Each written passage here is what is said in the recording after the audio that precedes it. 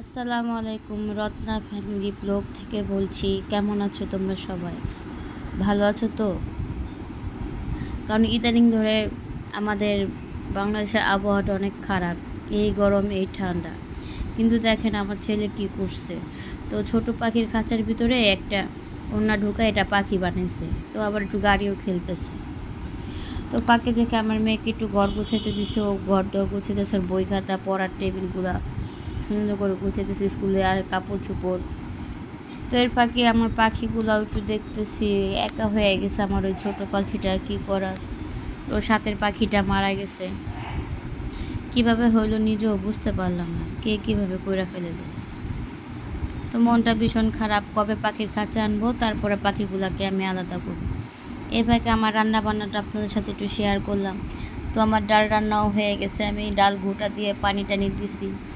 কিন্তু বর্তমানে চুলার গ্যাসটা একটু আজকে কম। তো সাথে আমি কী রান্না করব, তো আমি আপনাদের সাথে একটু দেখাইলাম। তো শুটকি দিয়ে, কাঁঠাল বিচি দিয়ে কলমি শাক রান্না করব, বেগুন মুখি দিয়ে পাঙ্গাস মাছ রান্না করব। তো বেগুন কচুমুখী তরকারি হলে আমার মেয়ের কোনো কথাই হয় না। ও পাঙ্গাস মাছ খেতে ভালোবাসে। আর মাছের টুকরা দেখলে বলবেন। তো আমরা ঘরের সদস্য 5 জন, কিন্তু খাই আমরা 2 জন। আমার 2 ছেলেও খায় না, আমার হাজব্যান্ডও খায় না। মাঝে সাঝে আমার শাশুড়ি খাইলে খায়, নাইলে না। উনি আবার একটু পাঙ্গাস মাছটা তেমন পছন্দ করে না, কিন্তু খাইলে দেই, না খাইলে দেই না। তো রান্না সুন্দর করে বসায় টসায় দিছে আমি চুলায়, কম গ্যাসের ভিতরেই। শরীরটাও ভালো না, বুঝতে পারতেছি না শরীরটা হঠাৎ করে এত ব্যথা কেন। মানে যত ব্যথা পায়ে এসে পড়ছে আমার শরীরে, খাট থেকে নামতে পারতেছি না, বসলে উঠতে পারতেছি না। তো রান্নার মাঝে টাঝে আমি মশলাগুলা একটু কষায় টষায় নিলাম। তো চুলায় হলুদ, আমি তেলের সাথে মশলাগুলো দিতেছি কারণ একটু ভাজা ভাজা হলে কালারটা দেখতে সুন্দর দেখা যায় তরকারির। অনেকে বলে আপনি তেলে এই মশলা হলুদ মরিচ ছেড়ে দিয়েছি, না, ওই তেলের উপরে হলুদ মরিচটা দিলে কালারটা একটু সুন্দর হয়, একটু ভাজা ভাজা হয়, মানে দেখতে লাল টকটকা মনে হয়।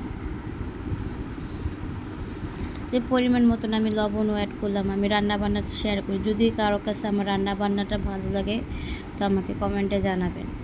আর যদি বলেন না ভালো লাগে না, তাহলে আপনাদের রান্নাবান্নার ভিডিও আমি ছাড়বো না। আমি সব ভিডিওই ছাড়ি যখন যেটা আমার ভালো লাগে, যখন আমি একটু ফ্রি থাকি, বা এটা ভিডিও করি, এটা বানাই, সেটা করি। কিন্তু ইদানিং ধরে আমার ছোট বাচ্চাটা আমার জ্বালায় এক করে ফেলাইছে। মানে ওর জন্য কোনো কাজ করতে পারি না। যখনই যে কাজটা আমি হাত দেবো, তখনই ওই কাজটার ভিতরে ওই নষ্ট করে দেয়, ওই নিব। তো এর ফাঁকে আমার মশলাগুলোও সুন্দর করে ভাজা ভাজা হয়ে গিয়েছে।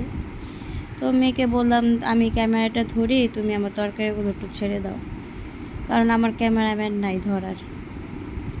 আমরা একটু ব্যস্ত, আমি নিজে ভিডিও, নিজে ক্যামেরা ধরি, সাথে মেয়ে একটু হেল্প করে মাঝে সাঝে, সব সময় না। মেয়ে সন্তান, সব কিছু একটু এক্সপার্ট থাকতে হয়। রান্না বান্না, ঘর গুছানো, কাপড় চোপড় গুছানো। বিয়ে দিলে তো তখন শাশুড়ি বাসার থেকে বলবো তোমার মা কাজ শেখায় নাই, তখন কি উত্তর দেব? তো এ ফাঁকে মেয়েরও বললাম তুমি একটু নাড়াচাড়া দাও, তারপর আমি তুমি দেখতেছি। তো মেয়ে সুন্দর করে নাড়াচাড়া দেওয়ার পরে তো আমি এখন শুটকিটা রান্না করব। আপনারা কে কীভাবে শুটকিটা রান্না করেন আমাকে বলেন, এভাবে রান্না করেন কি না। আর যদি অন্য সিস্টেমে রান্না বান্না করা যায় তাও আমাকে বলবেন কমেন্টে। তো আমি ভালো করে সুন্দর করে তেল গরম করে পেঁয়াজ রসুন দিয়ে ভাজা ভাজা করে নিতেছি। কিন্তু মনটা ভীষণ খারাপ আমার পাখিগুলোর জন্য। মানে এত শখ করে পাখিগুলো আনলাম, আমার পাখিগুলা কীভাবে, ছোটো পাখিটা এভাবে মারা গেল নিজেও বুঝতে পারলাম না, ব্যথা পেলো কীভাবে। তো এভাবে আমার তরকারিটা সুন্দর করে বলক এসে পড়ছে, এখনও তরকারিটা গলে নাই, সময় লাগতেছে কারণ চুলায় গ্যাস কম। আর মুখি তরকারি একটু ভালো মতন রান্না টান্না না করলে হয় নাকি। আরে আমাদের তো অ্যালার্জিদের অভাব নাই, আমরা তো অ্যালার্জি আছে, চুলকানি আছে, তারপর আমরা বেগুন কুচিমুখি খাই। কারণ বাজারে গেলে এগুলো ছাড়া অন্য কিছু চোখে দেখি না। তো এভাবে পেঁয়াজ টিয়াজ নাড়াচাড়া দিয়ে আমি সব কিছু অ্যাড করে নিছি। তো শুটকিগুলো আমি সুন্দর করে ধুয়ে নিছি, ভালো করে আঁচটাগুলো উঠায় নিছি, যাতে ভিজেছি, যাতে শুটকিটা নরম হয়। কিন্তু আজকে তো আমার হাজব্যান্ডের পেটে ভাত যাবে না, কারণ আমি পুঁটি শুটকি দিয়ে কলমি শাক রান্না করছি, সেটা খাবে না। উনি ভাজি খায় কলমি শাকে, আর বেগুন দিয়ে মুখি তরকারি তো উনি শোল মাছ খাবে, আমি পাঙ্গাস মাছ রান্না করছি, তাই কোনো মতন একটু দুপুরে ভাত ঠাত খাবে এই পর্যন্ত। তো এর ফাঁকে আমার শুটকির মশলাও আমি কষানো হয়ে গেছে, এটা আপনাদের দেখাতে পারিনি, এটা অন্য কাজ করতেছিলাম। তো কাঁঠাল বিচিগুলো সুন্দর করে ধুয়ে নিছি। ও বলবেন ঘষেন নাই কেন? ভাই আমার এখানে ঘষার কোনো জায়গা নাই, সব টাইস করা আমার এখানে, আমি কোথায় ঘষবো? আর বিচি ঘুষা পরিষ্কার করতে গেলে হাতের অবস্থা খারাপ হয়ে যায়, আর ঘষতে গেলে যাইতে হবে আমাদের 6 তলা ছাদে। এই ছাদের থেকে কে কী করবো? আমি থাকি 3 তলা ছাদে যেতে হবে আমার।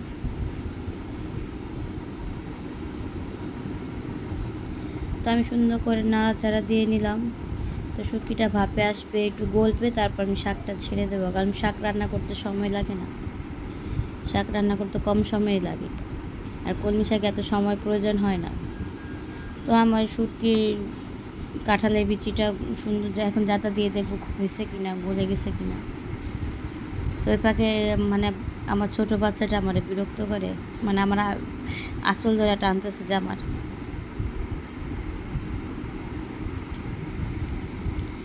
তো আমি আর একটু নাড়াচাড়া করে দেখলাম আর একটু ভাপে আসবে, আমার শুটকি গলে নেই, শক্ত আছে, হয় নাই।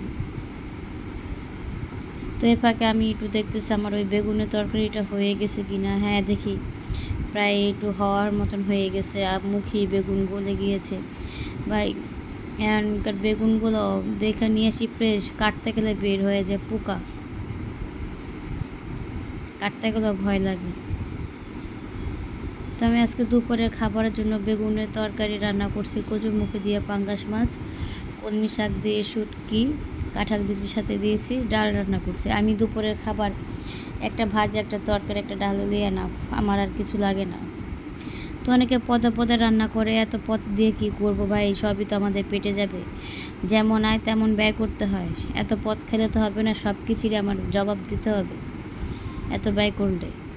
ইনকাম নাই তেমন, কিন্তু ব্যয় প্রচণ্ড হয়ে যায়। তো আমি মাছগুলো ভেজে নিয়ে আমি মাছের তরকারিগুলো ছেড়ে দিতেছি।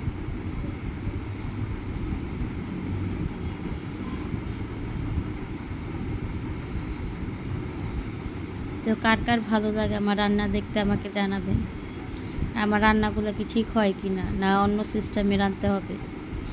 তো এভাবে শুটকিটাও আমি শাকগুলো ধুয়ে আমি ছেড়ে দিচ্ছি, মেয়েকে বলছি ধরো।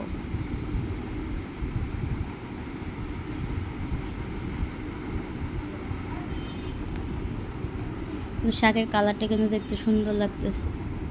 এই শাকগুলো আমি শাক বাজার থেকে কিনে আনলে আমি তেমন কোটা বাটা করি না, আমার শাশুড়ি আমাকে শাকগুলো কেটে দেয়, কারণ শাক বাছতে গেলে আর কুটতে গেলে আমার প্রচণ্ড বিরক্ত লাগে, এ কারণে ভয়ে আমি এত শাক খাই না। আর শাক সপ্তাহে আমি একবার খাবো যদি মন টানে, ওই 2 দিন পর পর এই শাক সেই শাক খেতে পারি না কেন জানি। মানে আমি একটা তরকারি খেয়েছি একদিন, 4 দিন 5 দিন পর ওই তরকারিটা আবার একটু খাবো, মানে একদিন, অনেকে একদিন পর গ্যাপ দিয়ে দিয়া খায় না।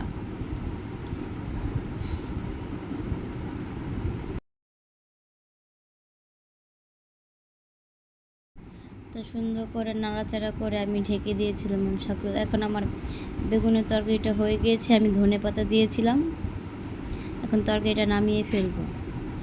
এ পাকে আমার শাকটাও হয়ে গিয়েছে, দেখেন একটু পানি টানি আছে, ওটা ভাপে শুকিয়ে যাবে নাড়াচাড়া করতে করতে। তো আমার ভিডিওগুলো আপনাদের কাছে কেমন লাগে, যদি ভালো লেগে থাকে অবশ্যই আমাকে সাবস্ক্রাইব করবেন, আমার সাবস্ক্রাইবের প্রয়োজন দরকার আছে, কারণ আমার চ্যানেলটা নতুন, আপনারা সাবস্ক্রাইব না করলে আমরা আঁকাবো কীভাবে? আমাকে লাইক কমেন্ট শেয়ার করবেন। আজকের মতন এখানেই শেষ, বাই বাই।